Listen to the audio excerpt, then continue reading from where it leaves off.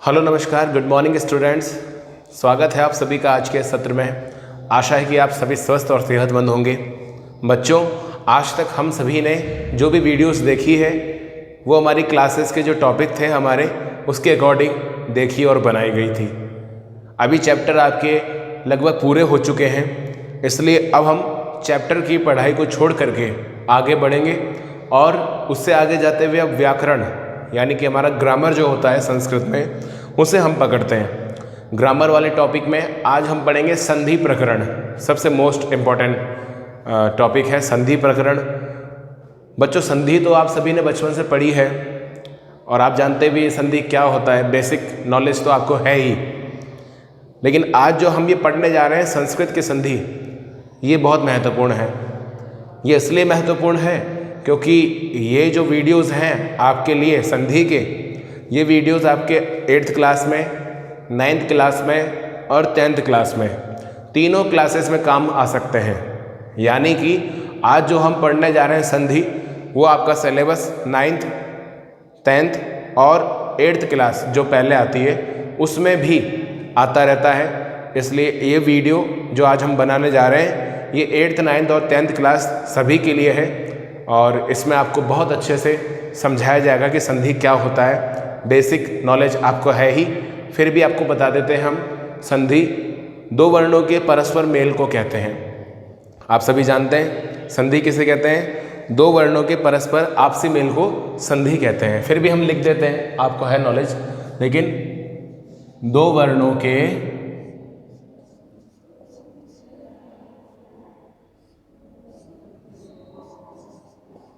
परस्पर मेल को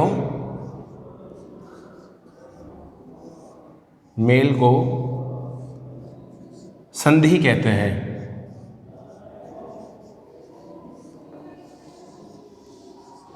संधि कहते हैं। दो वर्ण जब आपस में मिलते हैं और जो नया शब्द उत्पन्न होता है या कुछ विकार होता हो उसे कहते हैं संधि। संधि की बेसिक परिभाषा सबसे सरल यही है। अब बात आती है संस्कृत में संधि कितने प्रकार की होती है। संस्कृत हम पढ़ रहे हैं, हमारे विषय संस्कृत। संधि कितने प्रकार की होती है इसमें? तो संस्कृत में संधि होती है 3 प्रकार की। 3 प्रकार की संधि होती है। कौन कौन सी? स्वर संधि, व्यंजन संधि और विसर्ग संधि। अब आप जानते हैं कि संस्कृत में ये 3 जो संधियां होती हैं, इससे पहले आपको पढ़ाया गया था कि संस्कृत में प्रत्याहार भी होते हैं। संस्कृत में माहेश्वर सूत्राणी जो सूत्र हैं उनसे निकले हुए वर्णमाला चलती है, वही इसके प्रत्याहार होते हैं। उन प्रत्याहारों में देखा जाए तो जो स्वर संधि में आते हैं वो होते हैं अच प्रत्याहार।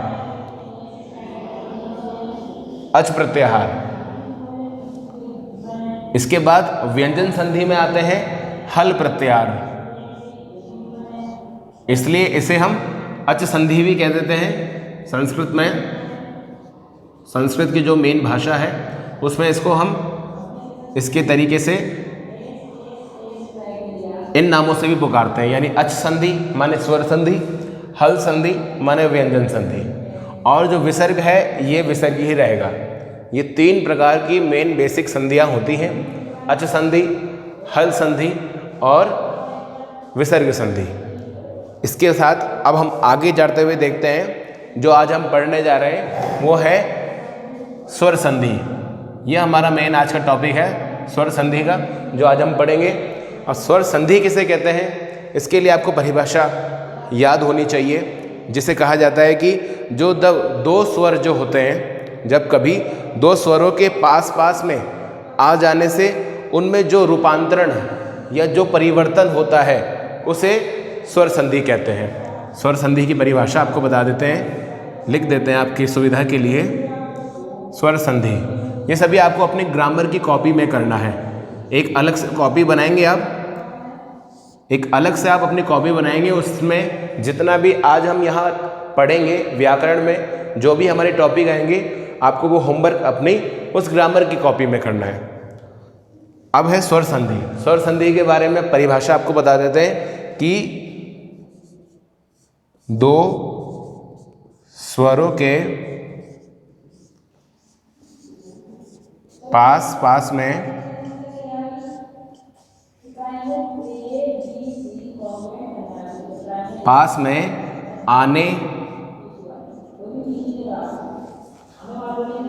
आने से जो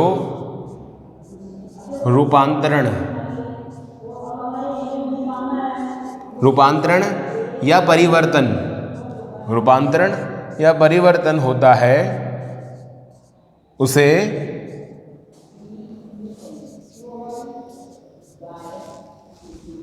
उसे हम स्वर संधि कहते हैं। परिभाषा आपके बोर्ड पे आप देख ही रहे हैं कि दो स्वरों के पास में आने से जो रूपांतरण या परिवर्तन होता हो उसे हम स्वर संधि कहते हैं। मेन बेसिक स्वर संधि की परिभाषा क्या है, वो यही है कि जो स्वर जो होते हैं हमारे संस्कृत के, उनके दो स्वर जब पास में आ जाते हैं, वहाँ पर जो परिवर्तन या रूपांतरण होता है उसे हम स्वर संधि कहते हैं। ये आपकी मूल बेसिक परिभाषा आप सभी देख रहे हैं, बोर्ड पर चल रही है। अब इसको आपको याद होना चाहिए। अब इसी कड़ी में हम इसको साफ करते हुए आगे बढ़ते हैं और बताते हैं कि जो आज का हमारा टॉपिक है, यह वाला स्वर संधि वाला जो हमारा टॉपिक है, आज हम बेसिक इसी को पढ़ेंगे। ठीक है, स्वर संधि की परिभाषा आपको बता दी गई है। अब हम आगे जाते हुए स्वर संधि के जो भेद होते हैं, यानी उसके अलग अलग कितने प्रकार होते हैं, अब हम उसको पढ़ेंगे। तो स्वर संधि में इसके मूल रूप से आपकी 8th और 9th क्लास में तथा 10th क्लास में भी जो कोर्स लगता है, NCERT जो कोर्स है उसके आधार पर, और राजस्थान का RBSC वाला जो कोड, उस कोर्स में आपके स्वर संधि में मूल रूप से 5 प्रकार की संधियाँ बताई गई है। कितने प्रकार की? 5 प्रकार की। क्या नाम है उनका? पहला है सवर्ण दीर्घ संधि। सवर्ण दीर्घ संधि, ये पहली संधि का नाम है। इसके अलावा आप बात करें दूसरी संधि, जैसे कि आप सभी देख रहे हैं, तो दूसरी संधि होगी गुण संधि। आपने 7th क्लास तक थोड़ा बहुत कभी इनके बारे में पढ़ा होगा, लेकिन इतनी गहराई से नहीं पढ़ा होगा, इतना डिटेल से नहीं पढ़ा होगा जितना कि अब हम पढ़ रहे हैं। क्लास 8th में, 9th में और 10th में जितना ये संधियाँ डिटेल से दी गई है, उतनी पहली 7th क्लास तक या 6th क्लास तक नहीं दी जाती थी। आज हम इसको पढ़ेंगे खुल करके। तो अभी तक हमारी संधि हो गई हैं 2, अब तीसरी संधि है वृद्धि संधि। वृद्धि संधि, ये 3 संधि है। उसके बाद चौथी संधि होती है यण संधि। यण संधि, संधि का एक प्रकार है, ये भी नाम है, इसको भी हम डिटेल से पढ़ेंगे। और जो 5वीं संधि होती है उसका नाम है अयादी संधि। उसका नाम है अयादी संधि। जो 5वीं संधि है हमारी, उसका नाम है अयादी संधि। ये संधि के मेन 5 प्रकार होते हैं जो कि स्वर संधि के हैं। उसके अलावा कुछ इसके 7 भेद बताते हैं, कुछ इसके 9 भेद बताते हैं। अलग अलग कोर्स में अलग अलग प्रकार से अलग अलग विद्वानों ने इसके कई अलग अलग तरीके के भेद बताए हुए हैं। लेकिन जो हमारे कोर्स में सबसे महत्वपूर्ण संधि आती है संस्कृत में, जो आप सब पढ़ते हैं, उसमें 5 संधियाँ, स्वर संधि की 5 संधि बताई जाती है, जो आपको यहाँ पे हमने लिख के बता दी है। अब आपको ये संधियाँ, इनके नाम क्या क्या है? पहली है सवर्ण दीर्घ संधि, दूसरी संधि का नाम है गुण संधि, तीसरी संधि का नाम है वृद्धि संधि और चौथी है यण संधि, 5वीं है अयादी संधि। ये 5 इसके भेद होते हैं। किसके? स्वर संधि के। अब बात आ गई कि स्वर क्या है। भाई बहुत सारे बच्चों को पता ही नहीं स्वर क्या होता होगा। तो स्वर जो होते हैं संस्कृत में थोड़े से अलग होते हैं। जो अपने हिंदी में स्वर होते हैं वो वाले तो चलते हैं, पर कुछ इसमें परिवर्तन भी होता है। तो संस्कृत में स्वर क्या होते हैं उनको एक बार मैं यहाँ लिख देता हूँ, ताकि जिन बच्चों को नहीं पता हो, जिन्होंने पहले नहीं देखा हो वीडियो हमारा स्वर व्यंजन वाला, जो हमने बताया था आपको अच और हल वाला, वो अभी बता देते हैं। तो ये एक बार को ध्यान रख लीजिए, स्वर क्या होते हैं। स्वर हम लिखते हैं ये वाले,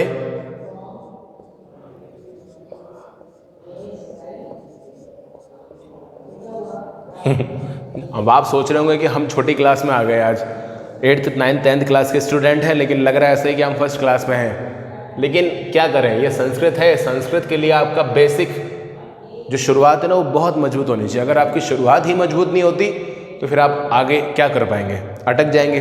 फिर इतनी मेहनत करने का क्या फल मिलेगा, कुछ नहीं मिलेगा। तो ये स्वर जो आए हैं आप लोगों ने पढ़ा था, हिंदी में सेम ऐसे होते हैं, लेकिन यहाँ तक होते हैं। संस्कृत में कुछ शब्द अलग भी होते हैं, जैसे ये री और री, ये री है, ये आपने हिंदी में स्वर के अंदर नहीं पढ़ा है। ये भी है ली, ये 2 बार इसका उपयोग किया जाता है। ये छोटा वाला, बड़ा वाला, री, रिकार, री, री। एक सेकंड, इसमें ये छोटा ही चलता है। जब हम डिटेल में जाएंगे, आपको संधि अर्थ समझाएंगे, तब आपको पता लगेगा, तब विस्तार में इसके बारे में इस टॉपिक पर चर्चा करेंगे। ये टॉपिक जो है थोड़ा अलग सा है, स्वर में है, लेकिन इसके जो भेद हैं वो हम आपको थोड़ा अलग से बताएंगे। अभी है री, री के बाद में और कौन कौन से आते हैं, जैसे पहले आपके चल रहे थे सेम वैसे ही, ए, बड़ा ए, ओ, छोटा ओ, ये आगे आपका बड़ा ओ। तो इस प्रकार जो है कि आपके ये यहाँ तक ये सारे स्वर होते हैं। कौन से स्वर होते हैं, स्वर संधि के संस्कृत के स्वर ये कहलाते हैं। अब आप सभी इसको देख रहे होंगे, इसको अच्छे से आप देख लें, एक बार समझ लें कि स्वर संधि जब हम पढ़ेंगे तो हमें मूल रूप से ये सारे पता होने चाहिए। इनके आधार पर ही हम जो है कि संधि को बनाएंगे और आगे लेके चलेंगे। अब आइए, अब इसी कड़ी में आगे चलते हुए अब शुरू करते हैं अपना आज का संधि प्रकरण का पहला टॉपिक। कौन सा वाला, अब हम पढ़ेंगे सवर्ण दीर्घ संधि। सवर्ण दीर्घ संधि क्या होती है, हम उसके बारे में पढ़ेंगे। इससे पहले मैं इसको मिटा देता हूँ।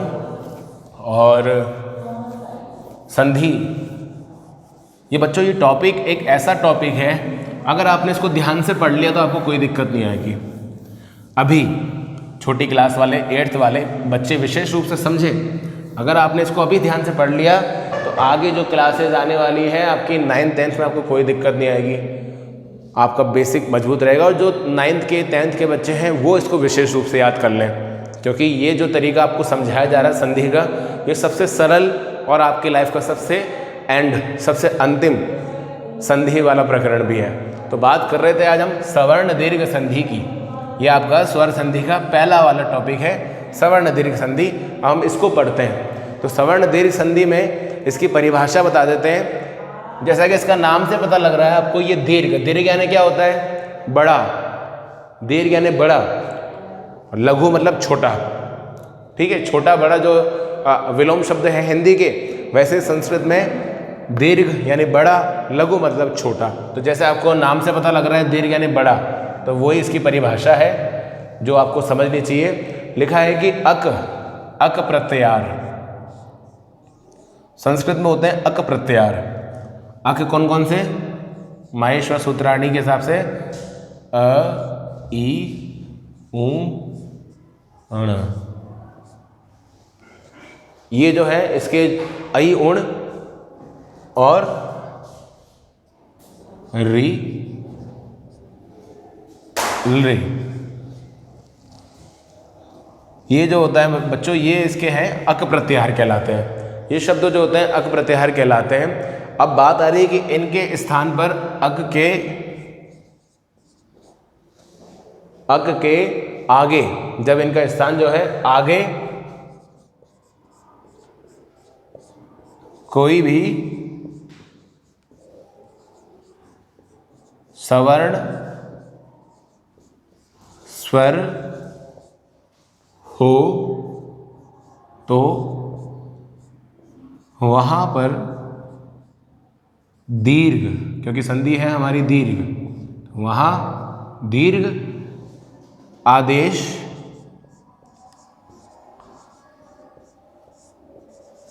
होता है। ठीक है, ये मेन इसकी दीर्घ संधि का एक परिभाषा थी जो आप सभी के सामने प्रस्तुत कर दी गई है। अब दीर्घ संधि जो होती है उसके भी अलग अलग सूत्र हैं, फॉर्मूला हैं, जैसे कि ये फॉर्मूला आपको याद होने चाहिए।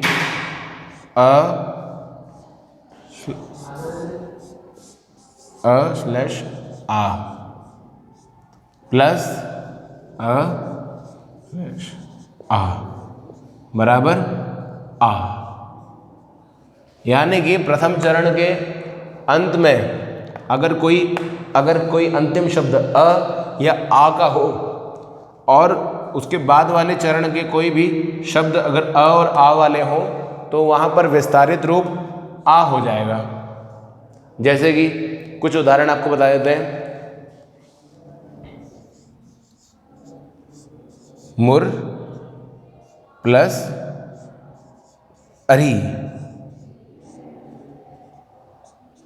इस फॉर्मूले के अकॉर्डिंग अगर हम देखें तो मुर में जो र है वो क्या है, अंतिम शब्द, उसमें क्या आ रहा है, अ आ रहा है। और यहाँ अरी में जो प्रथम शब्द है वर्ण, उसमें क्या है कि अ आ रहा है। तो अ और अ मिलके दोनों क्या हुए, ये हलंत नहीं है, ये आपको बताने के लिए था कि इसमें क्या आ रहा है, अ और अ, ये दोनों मिलके क्या हो गया, बड़ा आ। तो मुंह जो बड़ा आए उसकी मात्रा लगा दी जाएगी और री वैसा का वैसा लिख दिया तो हो गया अपना मुरारी। ठीक, उसी प्रकार एक और आपको उदाहरण दे देते हैं। विद्या प्लस अर्थी, विद्या प्लस अर्थी यानी विद्यार्थी। कैसे बताते हैं अभी आपको कैसे। विद्या में आ और अर्थी में अ, तो आ और अ मिलके क्या बन गए, बड़ा आ। तो यहाँ क्या हो गया, विद्यार्थी। है सरल तरीका। दीर्घ, हम दीर्घ कर रहे हैं यानी बड़ा कर रहे हैं उसको। उसी प्रकार एक और उदाहरण ले लेते हैं। कदा प्लस अत्र यानी कदात्र, कदात्र, ये भी बड़ा है, आ और अ मिलके क्या बन गए, अत्र, कदात्र। तो ये एक छोटा सा उदाहरण है जिनके माध्यम से आपको ये समझ में आ सकता है कि सवर्ण दीर्घ संधि जो है वो कैसे की जाती है। तो बच्चों, आज आपके इस वीडियो में हम इतना ही पढ़ाएंगे। जैसा कि आप सभी ने देखा कि संधि आज आपको शुरुआत से खुल करके हमने समझाई और समझा करके बताई कि संधि जो होती है वो क्या होती है और संधि कितने प्रकार की होती है और उसमें जो हमारे स्वर संधि है वो कितने प्रकार की होती है, स्वर संधि क्या होती है और स्वर क्या होते हैं, तथा आज जो हम ये पढ़े हैं दीर्घ संधि, इसकी परिभाषा और इसके उदाहरण क्या होते हैं। ये आपको आज हम इतना ही पढ़ाएंगे क्योंकि ये व्याकरण है। संस्कृत व्याकरण थोड़ा मुश्किल सब्जेक्ट है, इसको दिमाग लगाने के लिए, एकाग्र होने के लिए समय चाहिए होता है। और अगर हम ज़्यादा बोल देते हैं, ज़्यादा पढ़ा देते हैं तो फिर क्या है कि आपके सिर के ऊपर से जाती है बात, होता है ना कभी कभी। इसलिए हम थोड़ा थोड़ा लेके चलेंगे। आज हमने सवर्ण दीर्घ संधि पढ़ी है। अब स्वर संधि के ही बाद के 4 जो उसकी संधियाँ होती हैं वो हम अगली वाली वीडियो में पढ़ेंगे। तो ये वीडियो क्लास 8th, 9th और 10th तीनों के लिए है, इसलिए आप सभी को इसको अच्छे से समझते हुए अपने व्याकरण की अलग से कॉपी बनानी है और अलग से कॉपी में हमको ये चैप्टर अब शुरू करके लिखना है तथा इसको समझना भी है। ठीक है, अपना बहुत ध्यान रखिए। अगली वीडियो में आपसे पुनः मुलाकात होगी। नमस्कार।